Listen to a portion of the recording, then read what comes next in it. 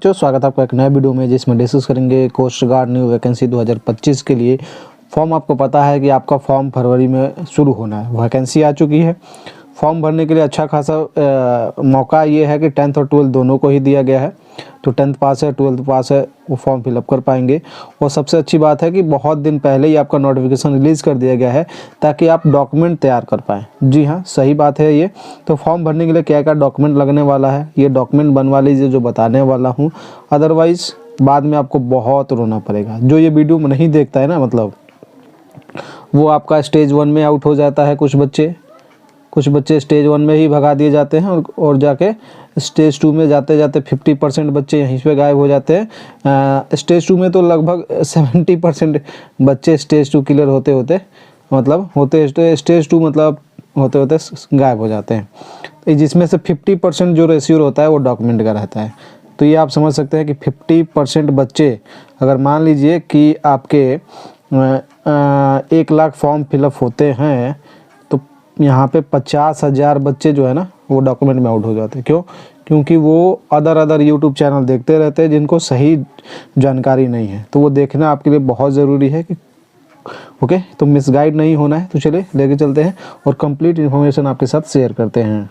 Video अच्छा लगे तो लाइक कर दीजिएगा, शेयर कर दीजिएगा एंड चैनल पर हमारे फर्स्ट टाइम विजिट किए हैं और चैनल को सब्सक्राइब करके बेल आइकन के बटन को प्रेस कर लीजिएगा। तो सबसे पहले मैं बता दूं आपको फॉर्म फिलअप के दौरान क्या क्या डॉक्यूमेंट जो है कंपलसरी आप सभी के लिए। एक तो आपको क्या करना है, पासपोर्ट साइज़ फ़ोटो। इसमें भी बहुत सारे बच्चे क्या गलती करते हैं कि पुराना फ़ोटो लगा देते हैं, क्या ओल्ड फ़ोटो लगा देते हैं, जिससे उनको दिक्कत होता है। तो ओल्ड फ़ोटो आपको नहीं लगाना है, राइट। ओल्ड फ़ोटो आपको नहीं अपलोड करना है। दूसरी बात, जो फ़ोटो होना चाहिए कितना, 3 मंथ पुराना नहीं होना चाहिए। 3 मंथ के अंदर का है तो आप फ़ोटो अपलोड कर सकते हैं। कलर होना चाहिए, पासपोर्ट साइज़ होना चाहिए। हाँ, वही फ़ोटो होना चाहिए जो साथ में आप क्या लेना चाहिए, विदाउट हेड गियर होना चाहिए। मतलब कि आप पोर्ट्रेट होना चाहिए, लाइट बैकग्राउंड होना चाहिए। और ये ना कि अभी ठंडी का दिन है तो बहुत सारे बच्चे कैप पहन के, टोपी पहन के फ़ोटो खिंचवा लेंगे। तो ऐसा बिल्कुल भी नहीं करना है। टोपी वगैरह पहन के फ़ोटो नहीं खिंचवाना है, ना ही आपको चश्मा लगा लेना है। कुछ भी ऐसा करके फ़ोटो नहीं खिंचवाना है। The photograph is taken with in clearly होना चाहिए। उस पर जो आपका होना चाहिए ना, एक ब्लैक स्लेट टाइप का पकड़ के फ्रंट ऑफ हिज चेस्ट। ये फ़ोटो कैसे खिंचवाना है, ये जो आपको स्क्रीन पर वीडियो दिखाई दे रहा है, ये ज़रूर देख लीजिएगा। आपको इसमें पता चल जाएगा कि फ़ोटो खिंचवाना कैसे है, राइट। तो आपको आइडिया लग जाएगा कि स्लेट पे कैसे आपको पकड़ के खिंचवाना है। आपका नाम होना चाहिए उस पर और डेट आपका होना चाहिए। डेट कौन सा, डेट ऑफ बर्थ। बहुत सारे बच्चे यहाँ पे अपना जन्मदिन लिख देते हैं, मतलब जन्मदिन बोले तो डेट ऑफ बर्थ लिख देते हैं। जबकि आपका लिखना क्या होता है, आपका लिखना होता है डेट ऑफ फ़ोटो। जिस दिन आप फ़ोटो खिंचवाते हैं ना, वो डेट आपको मेंशन करना होता है। तो एक बार ये वाला वीडियो ज़रूर देख लीजिएगा, आपको कैसे पकड़ के कैसे खिंचवाना है, जो आपका गलती नहीं होगा तो आपका काम हो जाएगा। अदरवाइज़ यहाँ पे साफ साफ लिख दिया गया है कि आपका कैंडिडेचर कैंसिल कर दिया जाएगा। एक एक पॉइंट कोस्ट गार्ड में इंपॉर्टेंट है। अब बात करते हैं यहाँ पे live capture during registration. Form भरते समय आपको क्या करना है, रजिस्ट्रेशन जो होता है, फॉर्म भरा जाता है, आपको लाइव फ़ोटो का मतलब आप जो बैकग्राउंड होना चाहिए क्लियर होना चाहिए, क्लियर एंड कट होना चाहिए, साफ़ सुथरा आप दिखाई देना चाहिए। दोनों आपका कान दोनों तरफ से, दोनों आँख सीधा स्ट्रेट होना चाहिए। टोपी वगैरह लगवा के ऐसा कुछ नहीं करके आप क्या करेंगे, फ़ोटो नहीं खिंचवाएंगे, राइट। एकदम आपका क्लियरली सीधा आपके होने चाहिए, तभी आप लाइव कैप्चर फ़ोटो करेंगे। तो ये ध्यान रखिएगा। कई बार जो स्कैन सिग्नेचर इमेज है वो आपका सही से होना चाहिए। ये नहीं कि कभी हिंदी में कर रहे हैं, कभी इंग्लिश में कर रहे हैं, कभी ऐसे डिज़ाइन से कर रहे हैं तो कभी ऐसे डिज़ाइन से कर रहे हैं। जिस तरीके से करिएगा वैसे ही हमेशा करिएगा, ये ध्यान रखिएगा। डेट ऑफ बर्थ जो प्रूफ, बहुत सारे बच्चे के पास डेट ऑफ बर्थ प्रूफ नहीं होगा तो उसके जगह पे आप 10th का मार्कशीट यूज़ कर सकते हैं, ओके। तो आप ध्यान रखिएगा। अगर बर्थ सर्टिफिकेट है मतलब तो ठीक है, जन्म प्रमाण पत्र है तो ठीक है। अदरवाइज 10th का जो मार्कशीट है उस पर मेंशन होता है जन्म तिथि आपका, तो आप यहाँ पे क्लियरली मेंशन अपलोड करिएगा, ओके। चलिए, और उसके बाद जो बाकी है आइडेंटिटी प्रूफ में आधार कार्ड आप अपलोड कर सकते हैं, pan card, voter ID, driving licence, passport. ये मोस्ट इंपॉर्टेंट डॉक्यूमेंट है और बहुत सारे बच्चे क्या होता है, जैसे आधार कार्ड अपलोड करते हैं ना, तो उसमें कुछ ना कुछ गलती होता है, जैसे नाम गलती है या फिर डेट ऑफ बर्थ गलती है या पिता का नाम गलती हो गया है, वो बच्चे वहाँ पे अपलोड करते हैं। तो उनको क्या करना है, अभी आपके पास अच्छा खासा टाइम है 15-20 दिन का, तो आप अभी क्या करेंगे, अभी आप अपना उसको सुधार करवा लीजिए, राइट। सुधार करवा के सुधार हो जाए तभी फॉर्म फिलअप करिएगा, अदरवाइज़ आप पैन कार्ड से फॉर्म भरिए, जो भी आपका सही डॉक्यूमेंट है उसी से फॉर्म फिलअप करिएगा, क्योंकि वो डॉक्यूमेंट आपको लास्ट तक हमेशा जब तक आप नौकरी करिएगा तब तक काम करेगा। सर्विंग सर्टिफिकेट, अगर आप ऑलरेडी आईसीजी के पर्सनल हैं तो आपको एनओसी वगैरह लगाना होगा यहाँ पे। तो चलिए, वो मेरे ख्याल से होंगे नहीं बच्चे। A valid domicile certificates to be uploaded by all the candidate. इस पे मैंने एक डिटेल वीडियो बना रखा है, डोमिसाइल और रेसिडेंट में क्या अंतर होता है, तो वो एक बार वीडियो ज़रूर देख लीजिएगा। जैसे कि यहाँ पे स्क्रीन पे दिखाई दे रहा है, ये वाला वीडियो ज़रूर देख लीजिएगा, बहुत ज़्यादा आपको हेल्प हो जाएगा कि डोमिसाइल में अंतर क्या है, रेसिडेंट, क्योंकि बहुत जगह डोमिसाइल बनता है, कौन जगह रेसिडेंट बनता है, तो वहाँ पे क्लियर हो जाएगा। तो ये आपको ज़रूर बनवा लेना है। यहाँ पे साफ साफ मेंशन कर दिया गया है कि only domicile certificate will be accepted, तो ये ध्यान रखिएगा, ओके। तो ये आपका लगने वाला है। डॉक्यूमेंट टू बी, ये जब से आपका जोन वाइज किया गया है ना, तब से डोमिसाइल कंपलसरी कर दिया गया है। Document to be uploaded if short listed for stage 2, यहाँ पे आपको कोई ज़रूरत नहीं है, स्टेज 2 के लिए है। तो इतना डॉक्यूमेंट आपको चाहिए, ये जो बनवाना है, क्योंकि और बाकी डॉक्यूमेंट तो आपके पास होगा, मतलब ये सब आधार कार्ड, फ़ोटो, सिग्नेचर, और आपका जो इम्पोर्टेंट और डॉक्यूमेंट है वो मैं बता देता हूँ। आपका देखिए, ये जो डॉक्यूमेंट है, अगर आप 10th का फॉर्म फिलअप कर रहे हैं तो मार्कशीट 10th का चाहिए, सर्टिफिकेट 10th का चाहिए, इम्पॉर्टेंट है। ये ऑल कैंडिडेट के लिए है, ये ध्यान रखिएगा। क्या रखिएगा, ध्यान रखिएगा। 10th का मार्कशीट, 10th का सर्टिफिकेट आपके पास होना चाहिए, ये कंपलसरी है। एससी सर्टिफिकेट, अगर एससी से फॉर्म भर रहे हैं तो एससी सर्टिफिकेट, एसटी से फॉर्म भर रहे हैं तो एसटी सर्टिफिकेट, ओबीसी सर्टिफिकेट भर रहे हैं, नॉन क्रीमी लेयर, तो ये चाहिए आपका। और ईडब्ल्यूएस से फॉर्म भर रहे हैं तो ईडब्ल्यूएस। अगर आप जनरल से हैं तो जनरल से आपका कोई नहीं फिल्म लगेगा, कोई भी आपका डॉक्यूमेंट इसमें नहीं लगेगा, मतलब ये वाला कास्ट सर्टिफिकेट वाला ये प्रॉब्लम आपको नहीं होगा। बहुत सारे बच्चे इसके जगह पर जाति प्रमाण पत्र अपलोड कर देते हैं, जो आपका कास्ट सर्टिफिकेट होता है, तो वो आपको अपलोड नहीं करना है।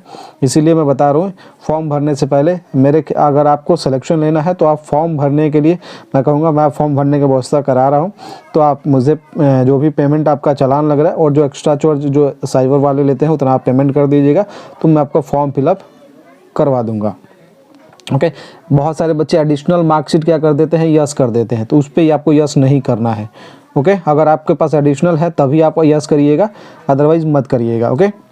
ये बहुत सारे बच्चे सीबीएसई के परसेंटेज 10th का जो कन्वर्जन फार्मूला वगैरह होता है तो वो बैकग्राउंड में दिया रहता है, वो अभी आपको अपलोड नहीं करना होता है, ये ध्यान रखिएगा। उसके बाद 12th का जो बच्चे हैं, 12th का मार्कशीट, 12th का सर्टिफिकेट, एक बार मैं क्लियरली आपको कर देता हूँ यहाँ पे।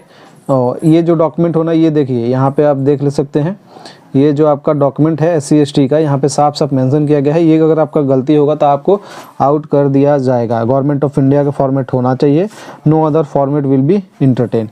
और ये फॉर्मेट आपको कहाँ पे मिलेगा, ऑलरेडी मैंने आपको कई सारे वीडियो बना रखे हैं, तो उसमें आप देख लीजिएगा, तो आपको बहुत सारे डॉक्यूमेंट का साइज़ जो होना चाहिए वो आपका 50 KB से 150 KB के बीच में होना चाहिए।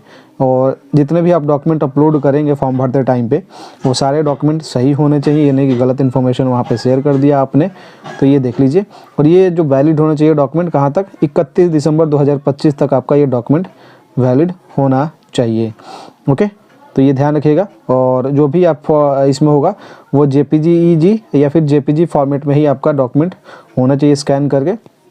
एग्जामिनेशन फ़ी आपको पता ही है, 300 रुपये लगेगा, चाहे आप किसी भी कैटेगरी से हो, ओके। तो यहाँ पे applying in vacancy SC ST who are exempted fee required to pay fee of through online mode by using the net banking, ये सब चीज़ दे रखा है। चलिए अब मैं एक चीज़ और बता दूँ आपको, यहाँ पे मैं आपको कर दूँ, जैसे अगर नाविक GD के बच्चे जो भर रहे हैं फॉर्म, नाविक GD के मान लीजिए भर रहे हैं, तो 10th का लगेगा, 12th का लगेगा, ओके।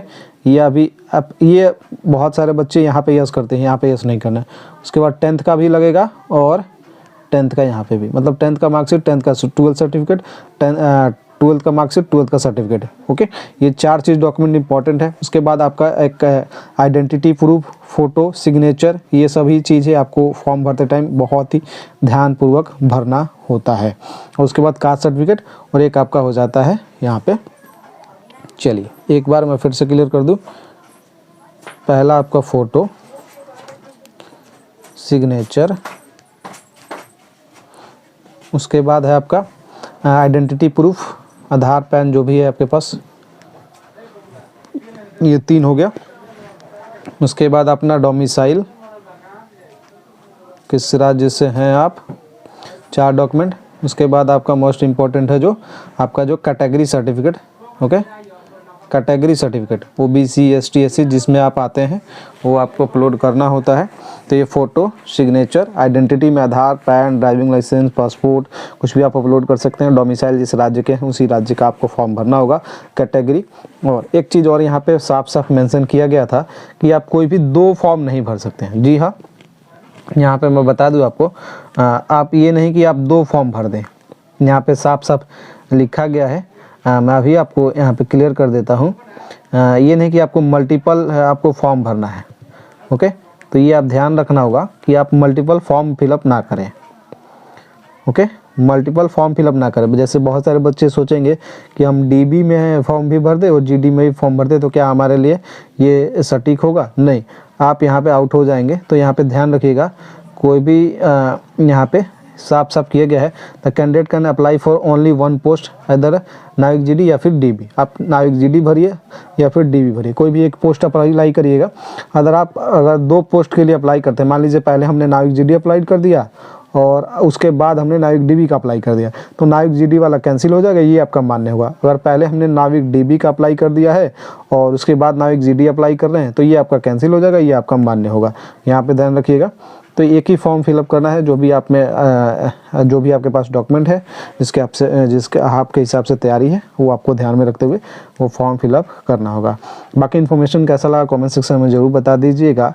और फ़ोटो जो खिंचवाना है स्लेट वाला, ये जो बता ही दिया वो मैंने, तो इस तरीके से आपको देख लेना है। इसी तरीके से आपको फॉर्म भरने के समय ये डॉक्यूमेंट पहले आप तैयार करा लीजिए, ओके। सही जो आधार कार्ड गलती है वो सुधार करवा लीजिए, अदरवाइज़ बहुत ज़्यादा प्रॉब्लम होगा और 50% बच्चे यहाँ पे आउट हो जाते हैं, तो ध्यान रखिएगा। बाकी इन्फॉर्मेशन कैसा लगा कमेंट सेक्शन में बता दीजिए, वीडियो को लाइक कर दीजिए, शेयर कर दीजिए एंड चैनल पे हमारे फर्स्ट टाइम इंजीनियर चैनल को सब्सक्राइब करके बेल आइकन के बटन को प्रेस कर लीजिए ताकि ऐसी अपडेट इन्फॉर्मेशन सबसे पहले आप तक पहुंचते रहे, ओके। और क्लासेस के लिए मैंने बता दिया है, क्लासेस बहुत जल्दी आपका स्टार्ट हो जाएगा। और दूसरी बात, अगर किसी को कंप्लीट फॉर्मेट में PDF चाहिए तो ये आप देख सकते हैं, यहाँ पे आप देख सकते हैं फिजिक्स का आपको मिल जाएगा। सिर्फ अगर फिजिक्स कॉन्सेप्ट चाहिए तो 100 रुपया, अगर प्रैक्टिस सेट लेना है तो 50 रुपया, अगर दोनों कंबाइन करके लीजिएगा तो आपको मिल जाएगा 150। साइंस का आपको 1000 प्लस क्वेश्चन आपको मिलेगा, ओके। तो ये ध्यान रखना का, साइंस का 1000 plus question plus selected question यहाँ पे 100 रुपये में आपको प्रोवाइड कराया जाएगा। उसके बाद अगर आपको लेना है GK का, जो GK का टॉपिक वाइज आपको 100 रुपीज़ में ये प्रोवाइड करा दिया जाएगा, ओके। तो ये ध्यान रखना होगा आपको। उसके बाद अगर बात करें यहाँ पे तो ये देख सकते हैं आप, ये पूरा का पूरा है।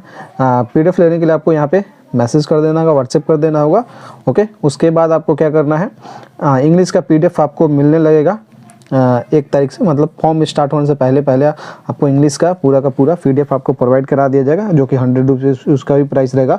कंप्लीट कॉन्सेप्ट आपका यहाँ पे रहने वाला है, ओके। तो वीडियो को लाइक कर दीजिए, शेयर कर दीजिए, PDF लेने के लिए जल्दी व्हाट्सएप कीजिए क्योंकि बहुत सारे बच्चे ले चुके हैं, कहीं आप पीछे ना रह जाए। सारे सेलेक्टेड क्वेश्चन, सारे प्रीवियस ईयर क्वेश्चन और मतलब कंप्लीट थ्योरी ही आप समझ लीजिए क्लास नोट से, तो बहुत ज़्यादा हेल्पफुल होने वाला है आपके लिए अगर आप कोस्ट गार्ड एग्जाम चाहे DB की तैयारी कर रहे हैं या फिर GD की तैयारी कर रहे हैं। चलिए